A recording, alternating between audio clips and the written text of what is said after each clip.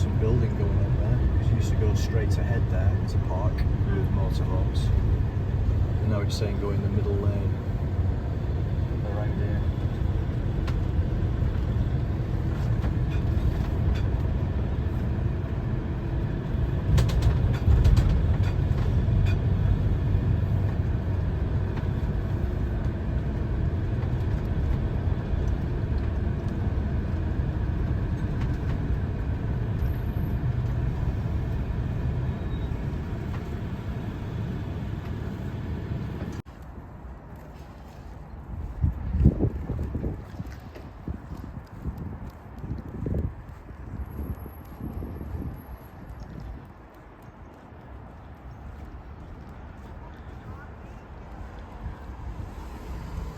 Very quiet this morning.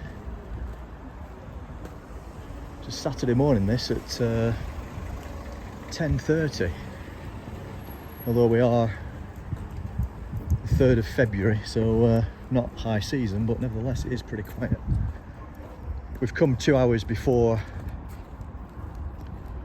our designated time, which is what we usually do, and we should get put on a sooner crossing.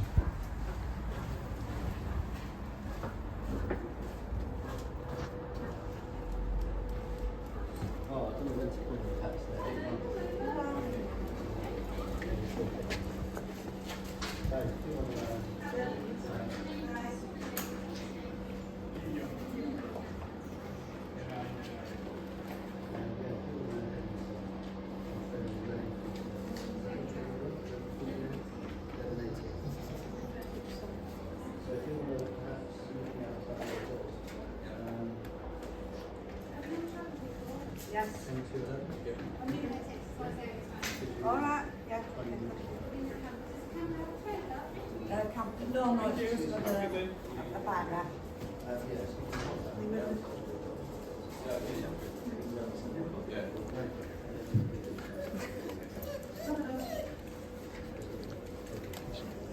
It's lower down than you imagine. It's somewhere between his legs. Yeah, I got it.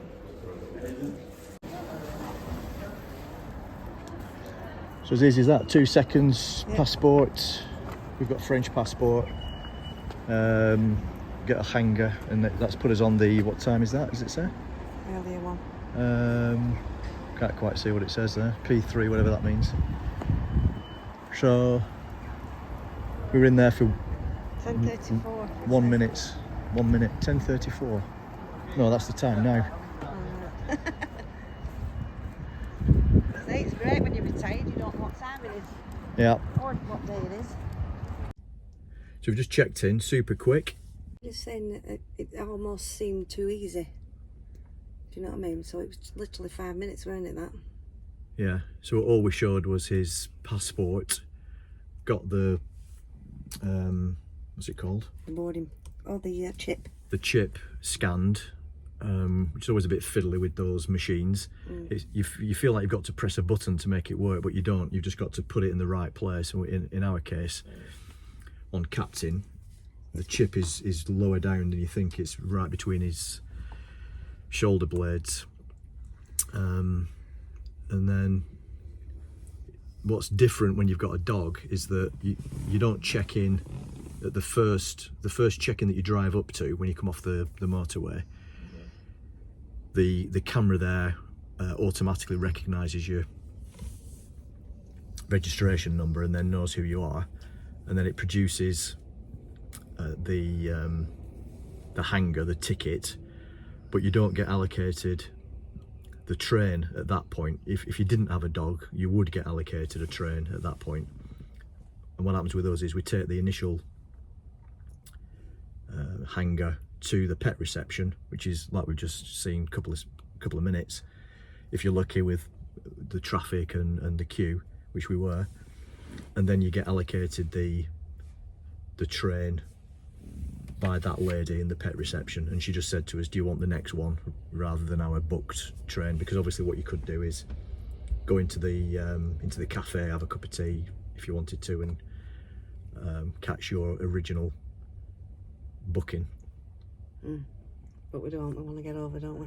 Yeah, we tend to arrive a bit sooner just to give ourselves that bit of time I did look online last night to book a sooner crossing because we'd booked for 10:20, which sorry, 12:20, and but the pub stop that we were at required us to leave at 8 a.m. And we were only 20 minutes away, so I did go on the website to see if we could actually book a sooner crossing, because sometimes you can switch and it's the same cost or no cost or whatever, but that wasn't the case. It would have cost 34 quid, I think. So all we've done is we've come 2 hours before, which is the maximum you can come usually with and check in, and then, as I say, you get allocated the sooner one if there's space, which obviously there is. Yeah, Captain. Our captain's down here, if I can show him, because he's not been too well this last few days, so he's been a bit picky with his food. All right with Seaside though, weren't he? Yeah, so it's probably worth saying we nipped into Hythe, which is a nice little town, actually, well worth a stop. It looks like there's motorhomes that go there and park on some side streets. There are restrictions between 6 p.m. and 7 a.m. For motorhomes on some of the roads, like on the front, but it looks like there's some vans parking up on some of the side streets, and it's just a nice place. We just nipped down for a couple of hours, just had let him have a run on the beach and got a bacon sandwich, so we've had a pleasant morning just before we've come to check in. So far so good.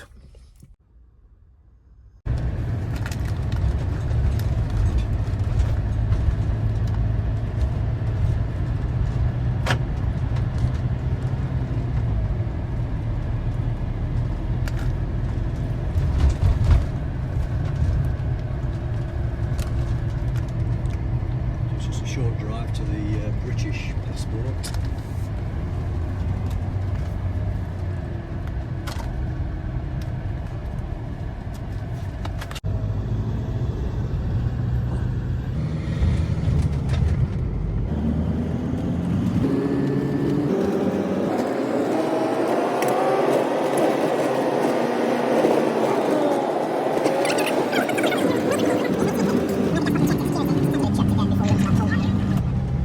So we've just literally driven Without stopping.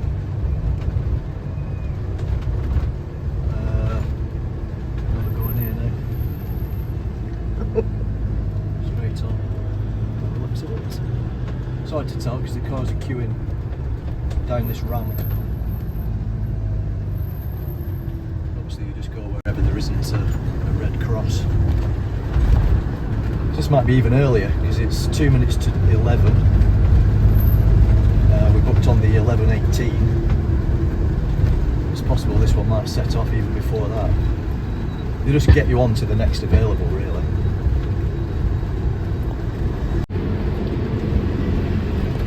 This always scares me. I could never do this.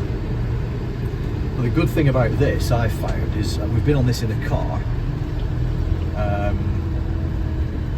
and the roadway on the train is actually really tight. Whereas when you book a larger vehicle, and obviously there's some cars on this one, but when you book a larger vehicle, you get to go in this sort of freight version of the train, and it's the roadway is wider. He's waving at us. Which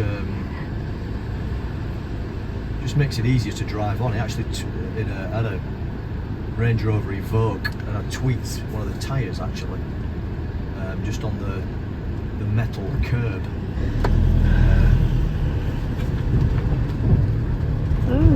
Morning. Hazard lights on, please. Hazard lights on. Lights sticking out the back, so she can look out for it. Okay. Thank you. Got you. I always wonder what that was for as well. Sometimes a vehicle has the hazards on, and the reason for that is he's just told me is because we've got a bike rack on the back. So obviously the lights are on the very end of that. Stop somebody from running into the back here, I guess. You see what I mean about the roadway, the metal sides. It's okay on this one, but on the car one it's narrower. So I find this really easy.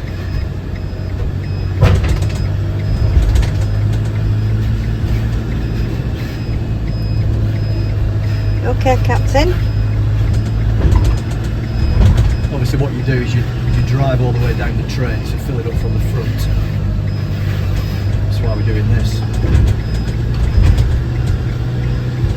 And they close off these compartments that you'll see in a minute. So it's a safety feature, isn't it? So if there's any issues, like a fire, heaven forbid, or whatever, then What's that? it's limited to the one carriage. I think this is a bit where you've just got to hang back because they do actually squeeze you up quite tight, but I don't think we can fit behind that No, we can't. truck. Stay here. So I tend to sort of hover back here because otherwise you'll end up. Oh, I know they're squeezing up now, this guy. Yeah, so you can go forward, but obviously it would be difficult to reverse because I've got motorhomes behind me. So I don't want to get too tight.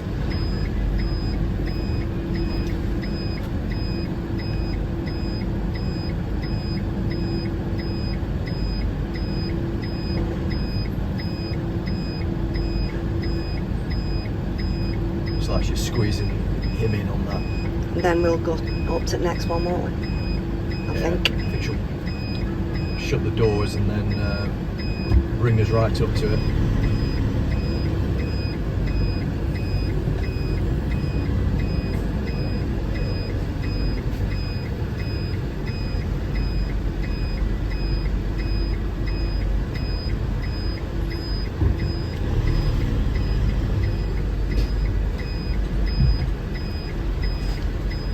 Handbrake on, turn it off, engage your gear.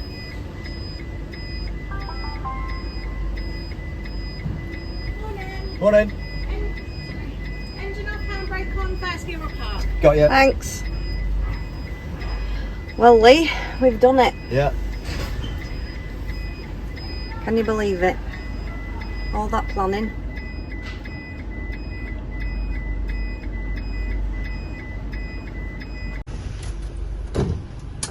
Off we go.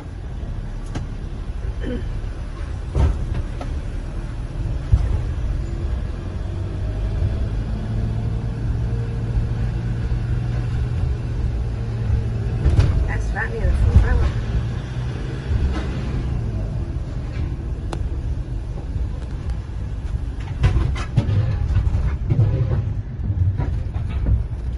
French soil. Yes. Happy new life, Lee and Captain.